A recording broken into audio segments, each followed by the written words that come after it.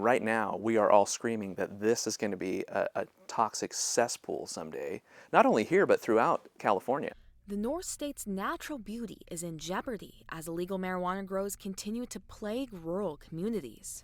Anything that has this much trash and chemicals and pesticides that go straight into the earth that are often unpermitted or illegal in California, we should all be concerned.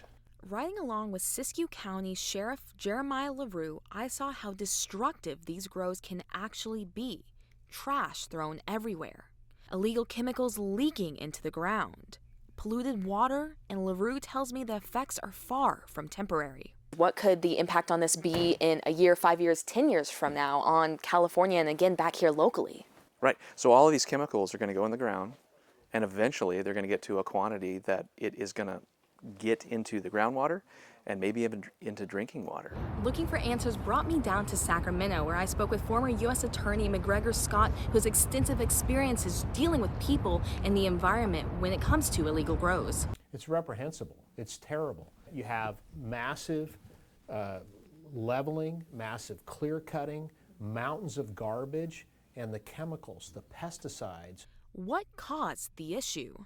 The fundamental problem from the beginning, from my perspective, was a very naive belief that if we legalize marijuana in California, the black market would go away.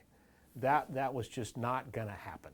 To try to attack the problem while serving as the U.S. Attorney for Northern California, Scott directed his team to pursue something that could actually put criminals behind bars: environmental charges. We were not going to win the battle of public opinion on the marijuana issues, but when we talked about the collateral environmental damage that came with these large grows, that got people's attention. Scott says the state can help by supporting local jurisdictions like Siskiyou County. And then, if we have a situation like is occurring in Siskiyou County, where there's essentially a mass takeover of large parts of the county by illegal marijuana grows, the state needs to step up and provide resources. Why is it important that the public really understands this is not just about cannabis, it's about the environment? And that's the nut of it right there. You mentioned the pristine condition of the national lands in Northern California and how they're being destroyed systemically. And when you see law enforcement go into these grow sites and they're hauling away tons and tons of garbage from the national lands, from the national forests, it's heartbreaking.